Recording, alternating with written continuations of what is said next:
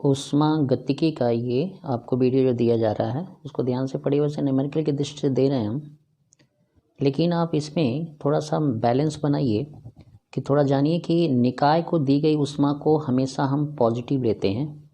जैसे हम निकाय को ऊष्मा 10 जूल देते हैं, है ना, तो वो Q का मान हम +10 जूल में लेंगे। या अगर हम सवाल हल करते हैं उसमें निकाय की ऊष्मा प्लस में आती है, ठीक है, तो उसको हम ये मानेंगे कि निकाय को दी गई ऊष्मा है। अगर वही ऊष्मा माइनस में आती है तो हम उसे कहेंगे कि निकाय द्वारा ली गई ऊष्मा है या मुक्त ऊष्मा है। अगर निकाय कार्य करता है पॉजिटिव तभी होगा जब आयतन का मान V2 का मान V1 से बड़ा होगा, यानी अंतिम आयतन गैस का निकाय का प्रारंभिक आयतन से बड़ा हो, और नेगेटिव तब होगा जब अंतिम आयतन छोटा हो प्रारंभिक आयतन से। समतापी प्रक्रम जो होती है ये क्रिया धीरे धीरे की होती है, धीरे धीरे होता है इसका, यानी जो भी क्रियाएं धीरे धीरे होती हैं उन्हें समतापी प्रक्रम कहते हैं। इसमें निकाय का ताप परिवर्तित नहीं होता, यानी उसका ताप परिवर्तन 0 होता है। उसी तरह आंतरिक ऊर्जा परिवर्तन भी 0 होता है, ठीक है। और ये नियम बायल के नियम पे कार्य करता है। बायल का नियम यानी PV बराबर K, यानी P1 P2 V1 बराबर P2 V2, या आप ऐसे भी कह सकते हैं कि P1 बाई P2 बराबर V2 बाई V1, ऐसा भी कर सकते हैं। रुद्धोष् प्रक्रम उसको कहते हैं जो क्रिया तेजी से होती है, ऊष्मा का आदान प्रदान नहीं होता, और पायसन नियम पे कार्य करता है ये, ठीक है। और पायसन नियम में PV गामा बराबर K होता है। यहाँ जो गामा है वो गैस की विशिष्ट ऊष्माओं का अनुपात है, स्थिर दाब की विशिष्ट ऊष्मा बटे स्थिर आयतन के विशिष्ट ऊष्मा। इसमें आपके ये 4 सूत्र बनते हैं, जैसे कि ये सूत्र बना इसके द्वारा, इसके द्वारा, इसके द्वारा। तो ये 3 सूत्र आप मान के चलिए कि आपके लिए इम्पोर्टेंट है। जैसे अगर हम एक सवाल दे रहे हैं तो उस सवाल को आप समझिए कि क्या होगा। जैसे देखिए, हमने कहा, ये सवाल है आपका, लिखा है कि 1 लीटर गैस का प्रारंभिक दाब 1 atm है, यानी 1 वायुमंडल। तो V1 हो गया 1 लीटर फाइनल, और P1 हो गया आपका 1 वायुमंडल, है ना, ये हो गया। अब देखिए कि गैस का दाब 2 atm हो जाए। दाब कितना कराना चाहता है वो? 2 atm, यानी 2 वायुमंडल कराना चाहता है, ठीक है। तो अब कंडीशन ये है कि गैस को धीरे धीरे दबाने पर और गैस को एकाएक दबाने पर आयतन कितना होगा, यानी आपको V2 मांगा है। कंडीशन आपके 2 हो गए, 1 तो धीरे धीरे, धीरे धीरे का मतलब हो गया कि आप समतापी प्रक्रम में चल रहे हैं। समतापी प्रक्रम में क्या होता है? P1 V1 बराबर P2 V2, है ना, ये होता है। तो P1 का मान है आपका 1, V1 का 1, और P2 का 2 और V2 का 2। V2 2 कर लिए, तो V2 बराबर क्या होगा? 1/2, यानी V2 बराबर हो जाएगा 0.5 लीटर। समझ में आ गया ये बात?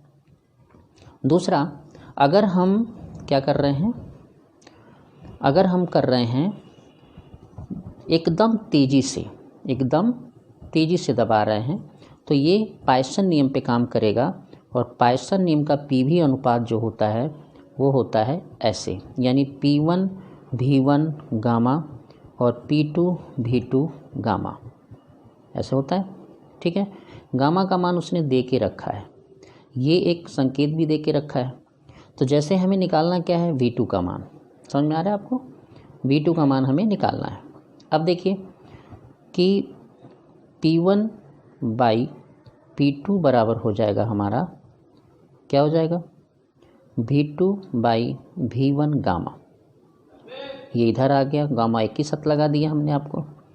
अब P1 P2 का मान हो गया, ये पहला वाला मान है आपका 1 वायुमंडल, दूसरा वाला 2 वायुमंडल, तो 1/, हम इसको क्या लिख सकते हैं?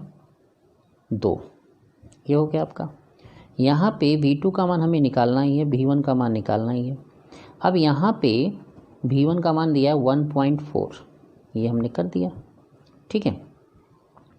तो अब इस वाले घात को अगर हम यहाँ डालें तो ये हो जाएगा 1/2 1/1.4, ठीक है, बराबर हो जाएगा V2/V1।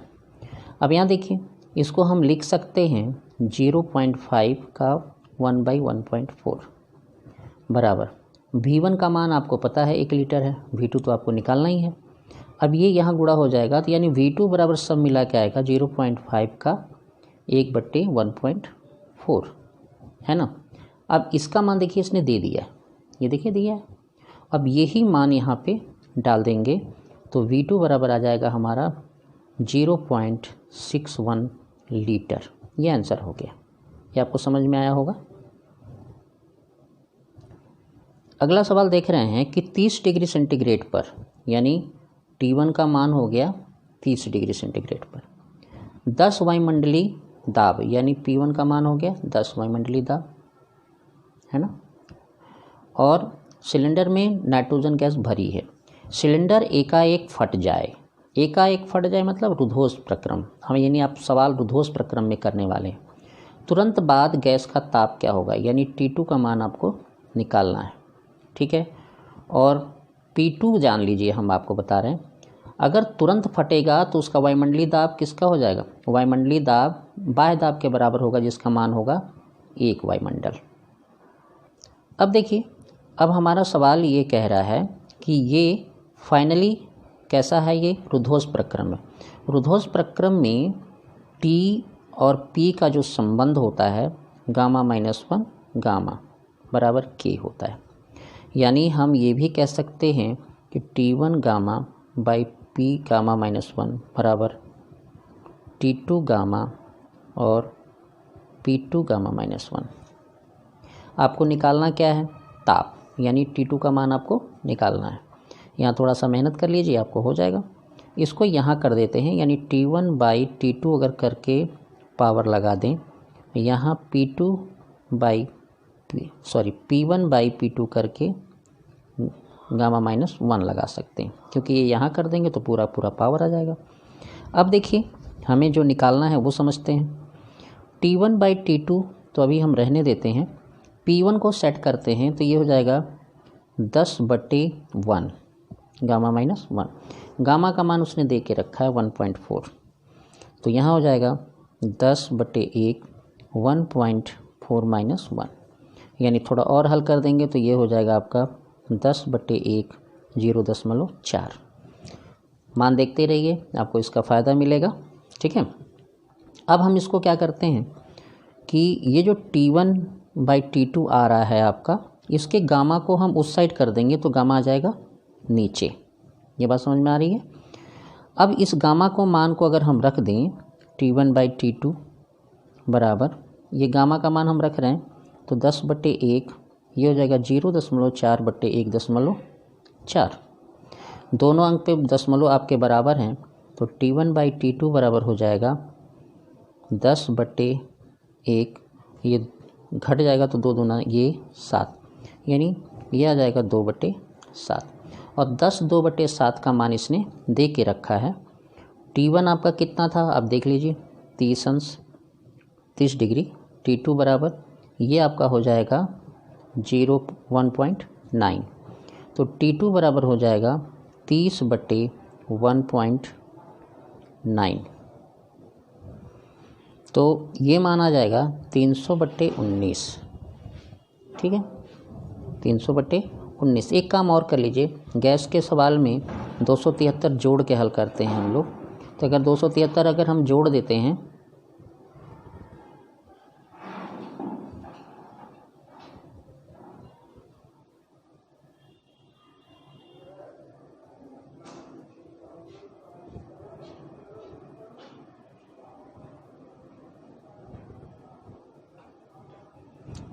ठीक है। अगर हम गैस के सवाल लेते हैं तो उसमें 273 जोड़ेंगे तो ये 273 + 30 हमारा कितना हो जाएगा 3 10 303। तो हम यहाँ पे यूज कर लेंगे 303, तो ये हमारा हो जाएगा आपका इतना 0, 303 0। इसको जब हल करेंगे तो ये आएगा 19 एक बार में जाएगा, फिर 5 बार में जाएगा 7 केल्विन। ये आपका आंसर होगा। ये सवाल दीजिए, देखिए गैस दाब आयतन ग्राफ दिखाया गया है। आपको गणना करनी है कि प्रक्रम ABC में गैस द्वारा कार्य। देखिए आपको ज्ञात करनी है ABC में कार्य। ठीक है, ABC आप देख रहे होंगे यहाँ पे ABC 2 प्रक्रम का यूज है, इसमें 2 प्रक्रम आए हैं, यानी WAB और WBC हम जोड़ेंगे। तो WABC अगर हम निकाल रहे हैं तो ये कितना हो जाएगा आपका, WAB खड़ी लाइन है आपकी, आयतन के विरुद्ध खड़ी लाइन है, तो इसका मान होगा 0। और ये BC के लिए, BC का आयतन जो बनेगा वो ये पूरा वाला ग्राफ बनेगा। इसी का क्षेत्रफल निकालेंगे तो लंबाई गुणे चौड़ाई अगर आप ले रहे हैं तो WABC बराबर होगा, लंबाई इसकी अगर यहाँ से यहाँ तक लेते हैं, मान हमने दिया नहीं, इसको कर लीजिए आप 30, इसको कर लीजिए 50। ठीक है, तो ये यहाँ से यहाँ तक कितना हो जाएगा, 50 हो जाएगा। तो ये 50 गुणे इन दोनों का डिफरेंस हम लिखेंगे तो ये 20 से 10 का डिफरेंस आएगा, यानी 20 - 10 आएगा। तो WABC हो जाएगा हमारा कितना, 50 गुणे 10 यानी 500 जूल। ये समझ में आ गया। दूसरी बात, इसमें ADC बोला है, तो ADC में हम ऐसा काम करेंगे, इधर से आएंगे तो ADC का मतलब उल्टा हो गया। उल्टा हो गया तो जो भी चिन्ह आएगा उसको हम चेंज करके लिखेंगे। तो यहाँ देखिए, यहाँ WAD होगा प्लस WCD होगा। CD तो ऑलरेडी 0 हो गया। AD की बात करते हैं, AD में तो अगर P वाला सूत्र लगा के करें तो और अच्छा रहेगा, V2 - V1 कर लें। ये लगा है W बराबर P डॉट डेल्टा V से। ठीक है, तो अब इसमें क्या हो सकता है, P आपका कितना दिखा रहा है यहाँ पे 30, ये 30 लगा लीजिए। V2 कितना दिखा रहा है, प्रक्रम उल्टा हो गया है, तो V2 आपका आ रहा है 10 और V1 आ रहा है आपका 20, यानी माइनस में आएगा, है ना, माइनस अंतर करेंगे तो 10 आएगा। ये कंडीशन में है, लेकिन आप इसको जब माइनस और लगाएंगे तब जाके ये सीधा हो जाएगा। तो ये हो जाएगा आपका 30, चलिए हो जाएगा 300 जूल, यानी WADC का मान कितना आ जाएगा, 300 जूल आ जाएगा। ये समझ में आ गया आपको। चलिए एक और देखते हैं, लंबा वीडियो हो रहा है। चक्रीय प्रक्रम दिखाया गया है, UA का मान दिया है, UC का मान दिया है, B में परिवर्तन बताना है, BC में कार्य पढ़ रहे होंगे आप। BC में कार्य मतलब BC खड़ी लाइन है पहले का, तो BC का जो कार्य होगा W बराबर BC, WBC अगर हम निकालेंगे तो मान आएगा 0, क्योंकि वो आयतन परिवर्तन का लाइन नहीं दे रहा है, यानी सेम आयतन बना हुआ है, आयतन नियत होता है तो कार्य 0 होता है।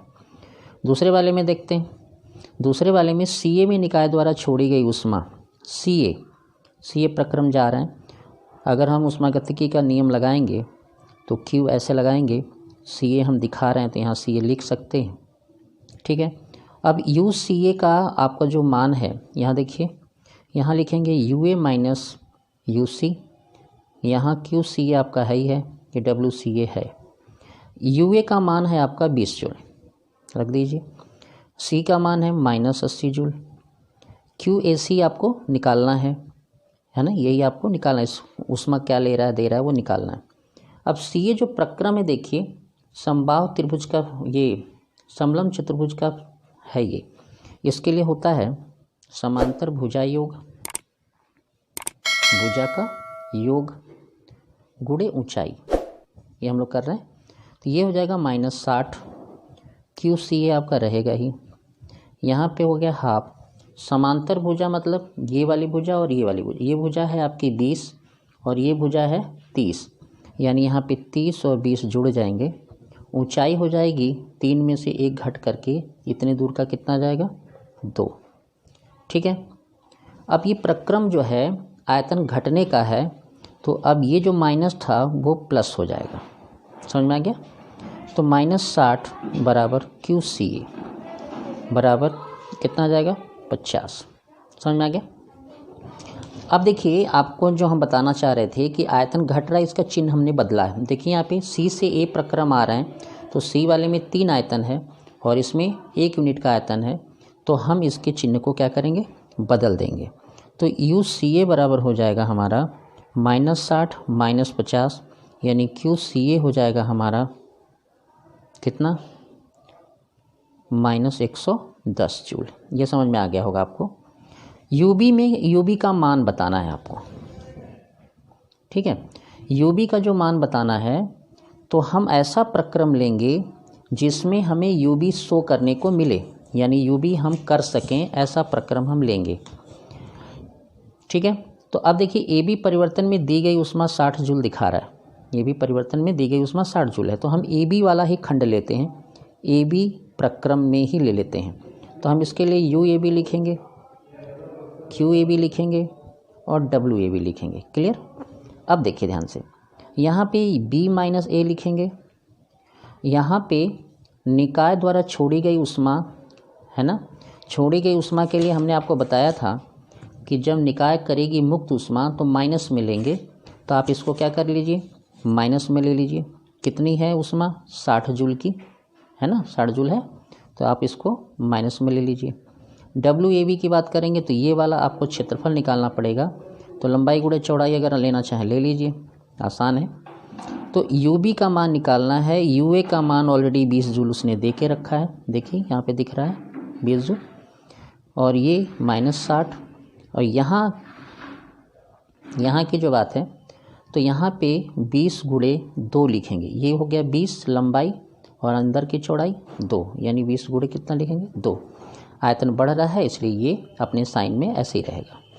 तो UB बराबर हो जाएगा -20 -60 -40, और ये इधर चला जाएगा तो UB बराबर हो जाएगा -100 और +20, यानी UB का मान आ जाएगा -80 जूल। ये हो जाएगा आपका UB का मान, ठीक है। आंतरिक ऊर्जा देख लीजिए कहीं गड़बड़ ना हो, UB - UA 60, ये आपकी ऊष्मा जो थी वो दी गई ऊष्मा थी, ये ऊष्मा दी गई थी, गलती हो गई, ये दी गई ऊष्मा के लिए यहाँ पे आप क्या लगाएंगे, प्लस लगाएंगे, ठीक है। तो ये आपका 40 घट के यहाँ कितना आ जाएगा, 20 आ जाएगा, है ना, ये देखिए 20 आ रहा है, तो ये हो जाएगा आपका 40 जूल, यानी UB का मान आ जाएगा 40। एक और ABCA प्रक्रम में मान बताना है, यानी WABCA का मान बताना है। तो इसमें क्या होगा, जो ये आकृति बनी हुई है इसी का क्षेत्रफल आप निकाल दीजिए, तो ये पूरे चक्र का कार्य आ जाएगा। तो त्रिभुज का क्षेत्रफल आपको निकाल देना है। तो त्रिभुज का क्षेत्रफल निकालने का मतलब ये हो गया कि हाफ लंब गुणे आधार, यही मतलब होता है। तो हाफ हो जाएगा लंब, लंब मतलब CA का मान, इस BC का मान आप निकालिए, BC का मान होगा 30 में से 20 घट के 10, और आधार हो जाएगा यहाँ से यहाँ तक का मान 3 - 1 यानी 2, यानी टोटल कितना आएगा 10 जूल। क्लियर हुआ, समझ लीजिए। पहले वाले में जो आपको पूछा था BC में कार सीधी लाइन होने की वजह से 0 हो गई, CA में पूछा था छोड़ी गई ऊष्मा माइनस में आनी चाहिए, ठीक है, तो आ गई आपकी, है ना। और ये BA प्रक्रम में आपको UB का मान पूछा था, इसमें उसने दी गई ऊष्मा दी गई थी, जब हम हल कर रहे थे तो इसको माइनस में ले रहे थे, लेकिन ये लिया जाएगा प्लस में, क्योंकि हम ये समझे थे कि ये छोड़ी गई ऊष्मा है ना, इसलिए ये आपका ऐसा हो गया। पूरे चक्र के कार्य में आप इसको ऐसे कर देंगे। वीडियो समझ में आया होगा, थोड़ा सा केयरफुल लगाइए। धन्यवाद।